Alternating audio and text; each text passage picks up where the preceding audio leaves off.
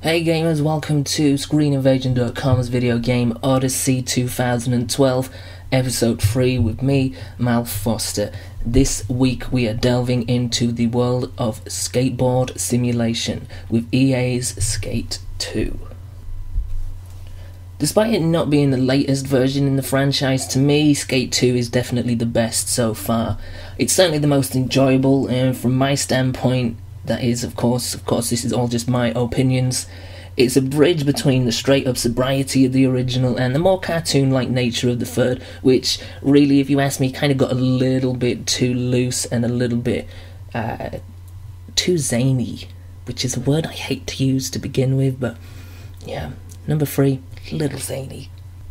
Not to mention, on top of this, that Skate 3 didn't really produce that many differences in comparison to 2, and it kind of felt more like an expanded DLC pack than a whole brand new game. For those unfamiliar with the franchise, it is quite easily the leading line in skateboard simulation games, a title which did once in its heyday belong to Tony Hawk's, but since that line started turning out products that were just way too over the top, talk about zany, Tony Hawk's franchise really is the Zen master of zany. They also got really highly repetitive, and they found themselves eventually knocked off the top spot by the Skate franchise. With good reason too, because if you haven't played any of the Skate games, the big selling factor for me certainly is the controls to it, where you, rather than just button mash your way through the whole game, you have to control yourself with more finesse using the actual analog sticks. And that, as little of a difference as it might seem to some, really is the breakthrough in this franchise, and it's the reason that it took Tony Hawk's from the top spot. If you are jumping into the Skate franchise for the first time, it can be a little bit daunting and a little bit tricky, particularly with the thumb controls with the analog sticks, but you know, it is worth falling on your butt so many times, because once you get the hang of it and you can stay on your board for any given amount of time, there is a whole bag of tricks for you to learn, to perfect, to master. Not only that, but there is a huge open sandbox world for you to explore on your board. There is a series of competitions, races, there is a career mode to it, which does progressively get harder, which is good because it kind of makes you perfect skills that you hadn't really touched before, and it kind of gets you to learn and kind of hone your craft, as it were. But outside of that, the winning aspect of Skate 2 is the fact that it's such a fun game that you can just pick up and play. You can go through the career mode, you can advance, or you can just have a whole lot of fun just owning spots, creating spots with different things you can find, park benches, railings. You can make spots and then challenge your friends online to beat your high score.